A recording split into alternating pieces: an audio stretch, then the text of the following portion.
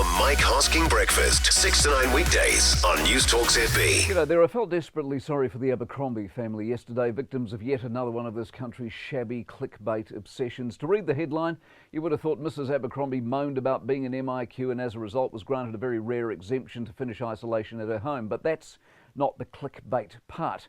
The clickbait part is that the story started as a well-known sporting star and their home was worth $3 million. And their $3 million home was in one of North Shore's Reed Auckland's most exclusive areas. So was the story about an exemption or about property?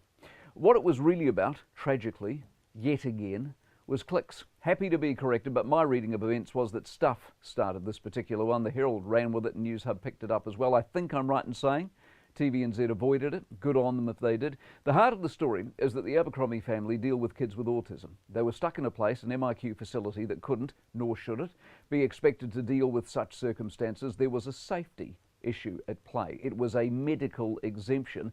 It made sense. It was granted.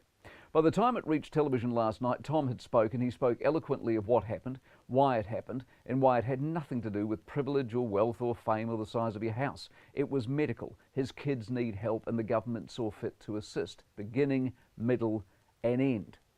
At some point, and I'm hoping this story just might be it, certain parts of the media, namely the digital media, who spend their days these days so obsessed with headlines, attention-seeking nonsense and hyperbole, might just realise that they're doing themselves a massive, massive disservice. This cheap, superficial and in this case nasty attempt to draw readership comes at the expense of a family's predicament that need I even begin to suggest we would not wish on anyone, there but for the grace. Their house, its size, its value, its location is of no consequence. The fact they got an exemption should be praised, not relegated to yet another tawdry headline grab for attention. It is petty, cheap, salacious rubbish.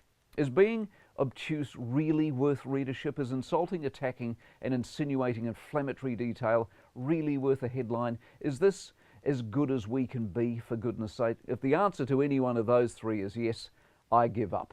We're buggered. The Mike Hosking Breakfast, 6 to 9 weekdays on Newstalk ZB.